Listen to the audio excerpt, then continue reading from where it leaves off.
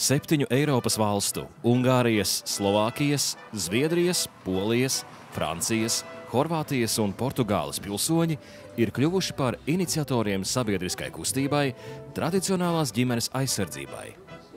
Vienzimuma laulību pretinieki iestājas par to, lai visos Eiropas Savienības dokumentos būtu vienota laulību definīcija kā savienība starp sievieti un vīrieti.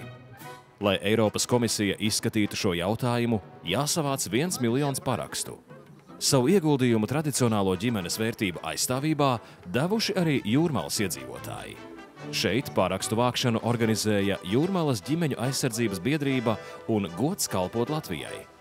Tā var būt bīstama ar to, ka palēnām cilvēks kā tāda var izmirt. Kaut gan ir arī mākslīga apaugļošana, kas, diemžēl, tagad tiek izmantot, paldies Dievam, tikai tiem, kas dažādu dabīgu iemeslu pēc nevar kļūt par māti vai tēvu.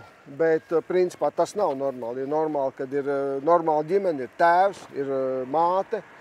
Un arī tagad ir veiktas aptaujas, un tie bērni, kas auguši šādās homoseksuālās ģimenēs, viņi tomēr ir izjutuši to nepieciešamību pēc tēva vai pēc mātes. Tas, diemžēl, tā ir.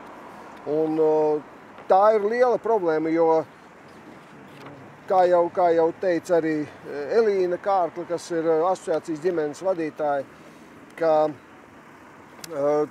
ļoti lielas naudas tieši šīs homoseksuālās iniciatīvas saņem no Eiropas Savienības. Tas nozīmē, ka mēs, kā nodokļu maksātāji, arī maksājam priekš tā, lai šo kustību virzītu uz priekšu. Bet, diemžēl, mēs neko nedarām priekš tā, lai ģimenes nostiprinātu, jo tas liekas tas pats par sevi saprotams.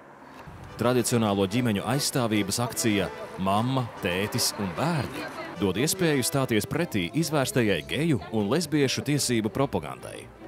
Lielākā Eiropas Savienības un Latvijas sabiedrības daļa ir pret to, lai cilvēki ar īpašām seksuālajām vēlmēm uzspiestu savu viedokli citiem, sevišķi jau bērniem.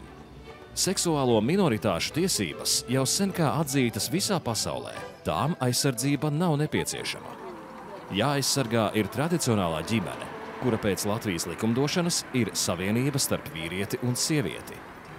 Sieviete jābūt sieviete un vīrietim jābūt vīrietim.